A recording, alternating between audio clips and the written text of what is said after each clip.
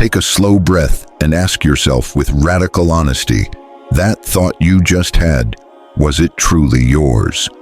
Born from your deepest clarity, or did it show up already dressed in your voice?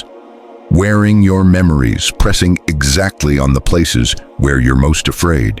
If you've ever felt like something inside you keeps undercutting your progress, like impulses arrive that you never consciously chose, like emotions surge that you can't explain, or a heaviness shows up even when nothing bad happened, then this message did not land in front of you by coincidence. It's here because some wiser part of you is finally ready to look at what has always been there in the background. Ancient traditions across the world pointed to an uncomfortable truth. The human mind is not always a completely sovereign territory. There are influences, interferences, subtle presences that don't show up as movie-style monsters or dramatic shadows.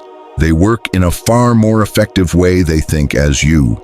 Today we'll talk about the archons, not as horror story creatures or superstitious fantasy, but as an ancient principle of energetic parasitism described in Gnostic, mystical, and esoteric lineages across different eras.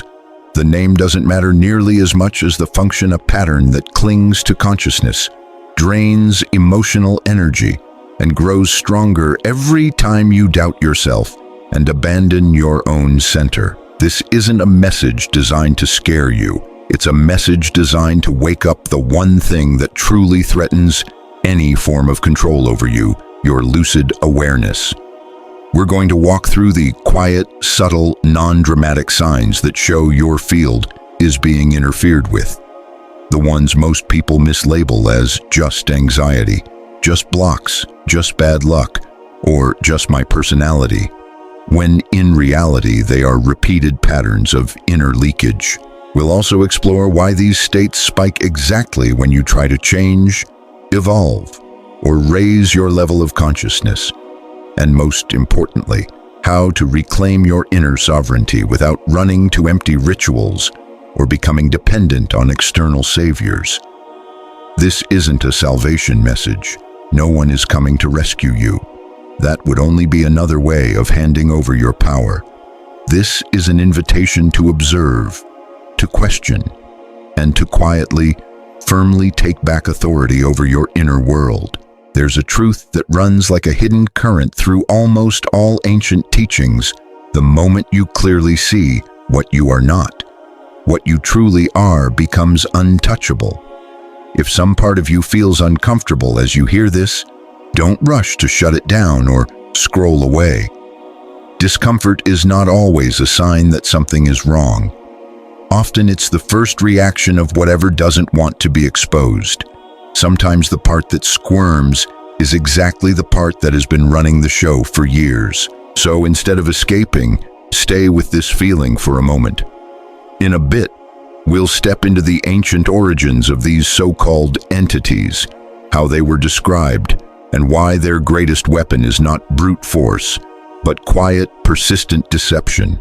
To understand what an archon is, you have to drop the modern assumption that your mind is a sealed private room where only you live. Most ancient cultures never saw it that way. For them, consciousness was more like a landscape, a territory, and every territory can be inhabited, visited, or invaded. In the early Gnostic texts, especially those from the first centuries of our era, archons were described as beings with no creative spark of their own.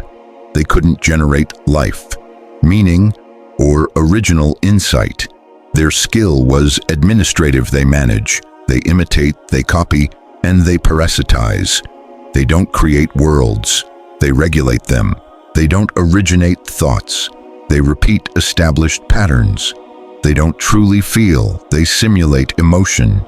Their home field is the human mind when it is fragmented, asleep to itself, and running on autopilot.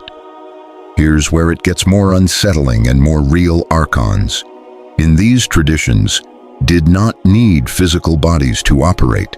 Their natural environment was the human mind that isn't aware of its own depth. The old schools spoke of multiple layers of perception in a human being. When a person lives only at the surface level of automatic thoughts and rehearsed reactions, they become vulnerable to what was called the influence of the demiurge forces that organize, categorize, and repeat, but never understand the true source of life itself. That is why archons don't attack with obvious violence. They operate through confusion. They don't scream, they murmur. They don't install brand new ideas. They recycle your own fears and insecurities and play them on loop until you think they're you. In many mystical streams from Gnosticism to medieval esoteric teachings, these patterns were said to feed on dense emotional states, chronic guilt, and fear, shame, self-hatred, repressed rage, not because they're cartoonishly evil, but because that's the only frequency they can digest. They are systems without an inner source. On a deeper level, archons symbolize something even more disturbing and familiar: intelligence without consciousness, mind cut off from heart, structure without spirit. That is why they are always linked with rigid systems, closed dogmas, black and white thinking, and those inner or outer voices that say, "This is how it is." You don't question it. Their role is not to wipe you out, but to keep you small, predictable, and easy to manage.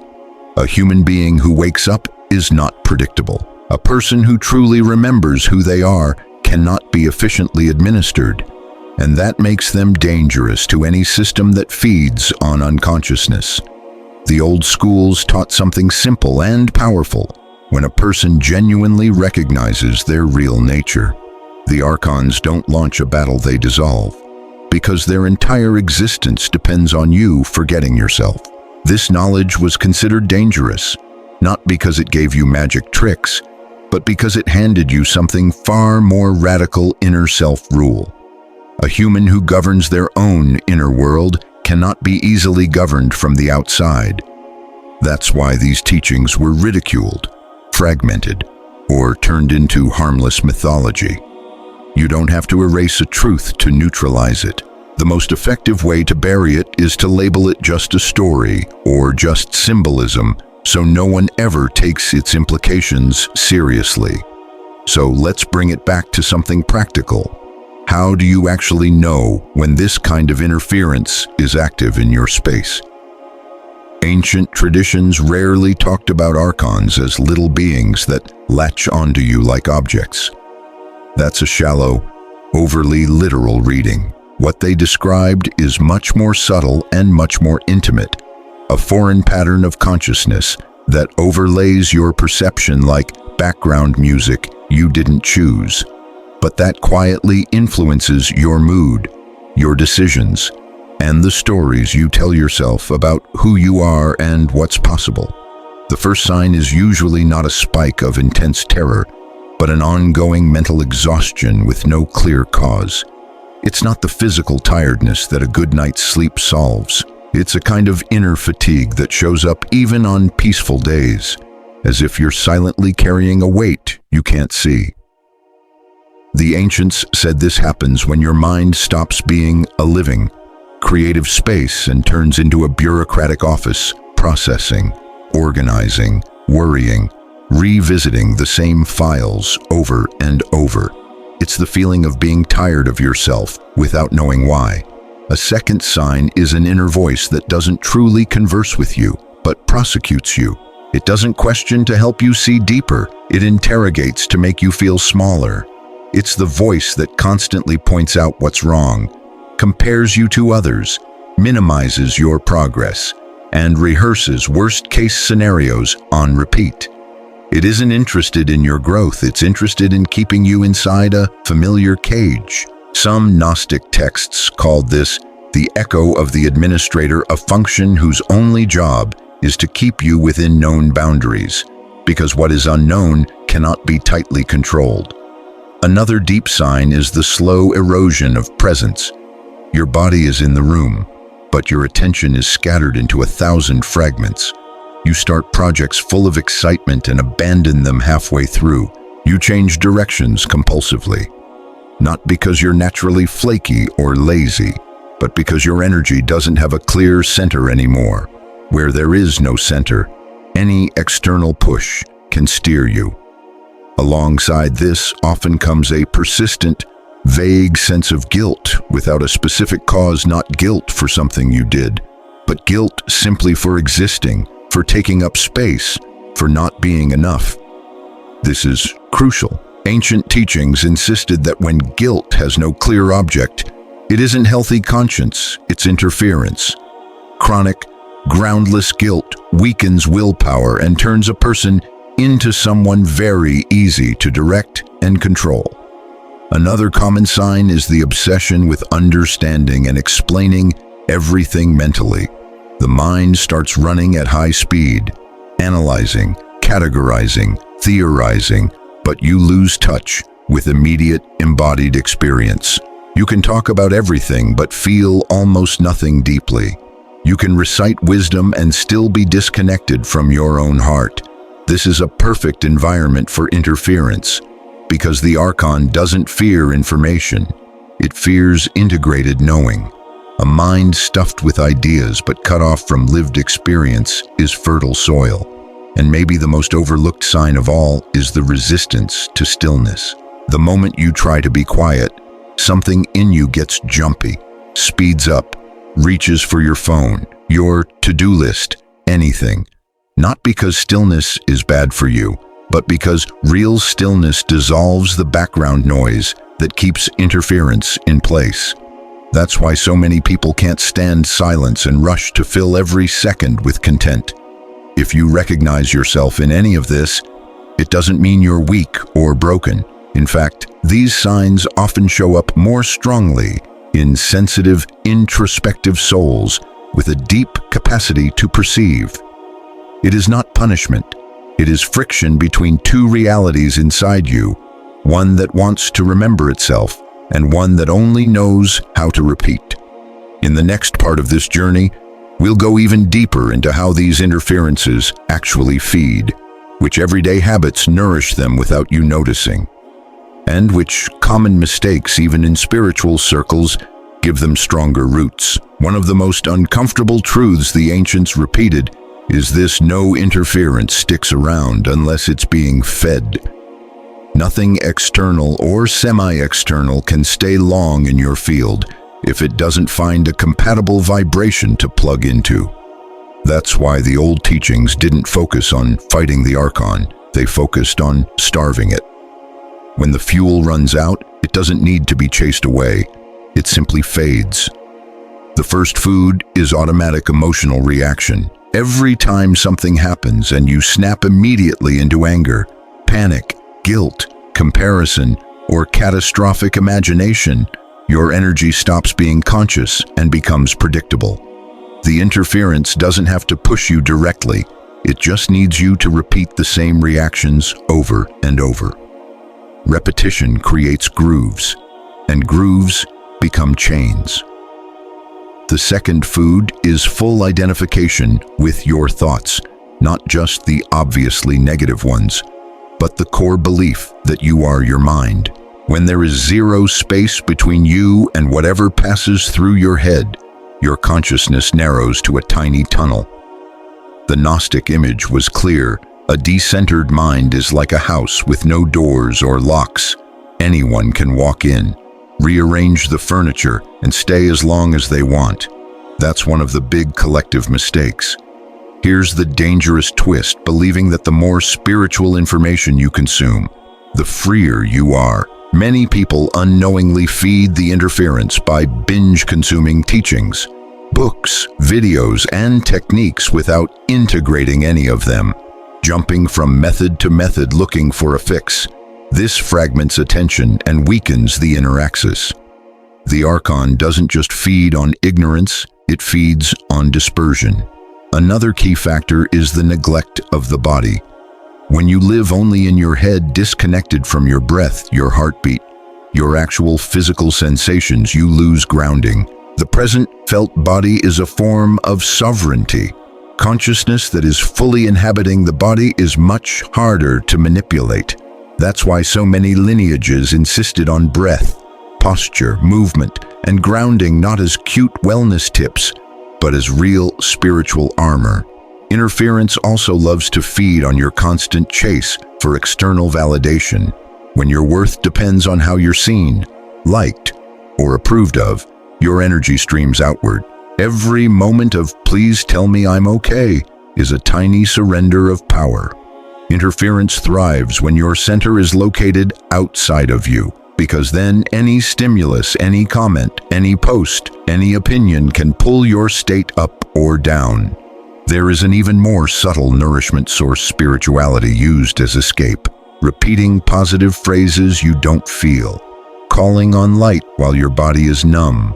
Doing rituals on autopilot, not because these practices are bad, but because without presence they become spiritual noise. And spiritual noise is one of the most effective disguises for interference. It looks like elevation from the outside, but inside it's still disconnection. The ancients were blunt about this. You do not free yourself from what you refuse to understand, and you don't truly release what you are secretly afraid of. Interference doesn't leave because you attack it aggressively, visualize it dramatically, or wage a private war against it. It dissolves when you restore inner coherence, when your attention returns to a stable center, when you respond instead of react, when silence stops feeling like a threat and starts feeling like home. So let's move from theory into lived practice. True protection is not a one-time prayer, a crystal, or a special night under a certain moon. The oldest teachings agreed on this. Real protection is a way of living. It's not about walking through life paranoid, seeing enemies in every shadow. It's about cultivating such a grounded, calm presence that nothing foreign can stick for long. Sovereignty isn't something you impose through force. It's something you grow, day by day. The first practical shift is to reclaim your attention. Notice how many times a day your mind is hijacked, scrolling endlessly, bouncing between news, notifications, comparisons, and noise you didn't even choose. Each small act of distraction fractures your inner axis. You don't have to abandon society or move to a cave, but you do need to become intentional about what you allow into your mental and emotional field. Your attention is concentrated life force. Wherever your attention goes, your power flows.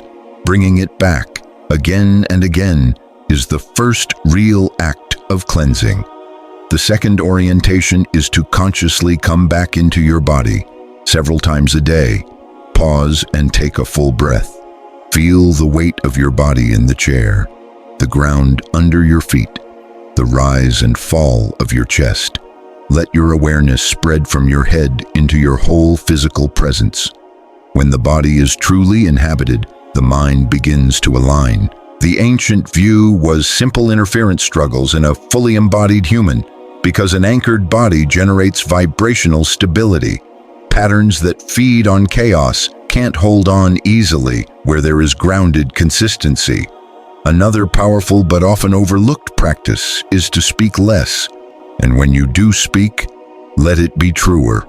This isn't about forced silence, it's about coherence. Every time you say something you don't mean, exaggerate to impress, minimize your truth to keep the peace, or speak from fear instead of honesty, your field weakens a little. Words that are out of alignment with your heart create tiny cracks. Words that match your inner reality seal those cracks. So speak when it matters, and let your words come from the place in you that is real. It is also essential to soften emotional reactivity. This doesn't mean suppressing what you feel. It means actually seeing it as it arises. When something triggers you, before you explode or collapse, take one small sacred pause and ask, does this truly deserve my energy in this way? Right now, that tiny gap breaks the automatic feeding cycle. Interference survives on impulses. You don't question. Presence, not perfection, removes its food. A simple but deep daily practice is to create pockets of genuine quiet, not as a performance, not to check off a meditation box, but as conscious rest. A few minutes with no music, no screens, no agenda to improve yourself, just being with yourself. Real silence reorders the inner field. Where there is true, relaxed silence, there is no room for intrusion. And yes, care for your physical environment too. Constant clutter, chaos, and objects that carry old, heavy memories create background noise in your nervous system. Tidying isn't just about aesthetics, it's about clarity. When your outer space reflects order and intention, your mind finds it easier to stabilize. And above all, remember, you do not have to live at war. Every time you position yourself as a soldier in an endless spiritual battle, you pour your energy into the very game you're trying to step out of. Sovereignty doesn't yell, doesn't defend itself desperately, doesn't beg to be recognized. It simply stands. When you return to your center again and again, something begins to shift without strain. What is not truly compatible with who you are starts to fall away by itself. We've arrived at the quiet heart of this whole journey. After talking about signs, sources, habits, and practices, one truth stands untouched. Nothing has real power over you when you remember your center. Not because you become some kind of untouchable superhero, but because you become present, and authentic presence cannot be hijacked. The deepest traditions didn't teach people to obsess over external forces. They taught something much simpler and more radical: come home. Come back to that inner point where your attention gathers instead of scattering, where your emotions flow but don't drag you under, where your mind observes instead of constantly fragmenting your reality. That inner space doesn't need armor. It is sovereign by nature. When you live decentered only in your thoughts, only in your emotions, only in noise, you will naturally feel drained, confused, and split. But when that same you starts to collect yourself on the inside, something changes without fanfare. Decisions become clearer.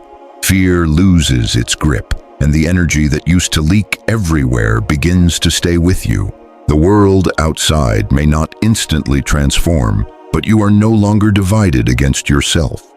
That is the real act of liberation, not casting out something, but finally coming back to yourself. Don't wrestle with shadows. Turn on the light. Whatever you choose to call these interferences, they cannot thrive in a field of inner coherence, not because you beat them, but because there's nothing in you that echoes them anymore. The final message, then, is not one of panic, but of mature responsibility. No one can live in your field if you are fully living in it. No one can steer your energy if you are holding it with clarity. No one can confuse you for long if you trust your own direct experience more than the noise around you. You don't need a lifetime of complicated rituals, endless symbols, or invisible wars to be free. You need sustained presence, honest attention, and alignment between what you feel, what you think, and what you do. That alignment is the seal. If anything in this message tugged at something inside you, treat it not as a scary warning, but as a gentle reminder. Maybe you were never truly under attack. Maybe you were simply scattered, and coming back to your axis, to your own center, has always been enough, because when you stand in that place, there is nothing to purge, only something to remember. You are the one who governs your field. If this content helped you see yourself a little more clearly, I invite you to stay with this channel. Share this message with someone who might need to hear it. And keep exploring with me these forgotten territories of consciousness, not to create fear, but to awaken sovereignty, one present, honest moment at a time.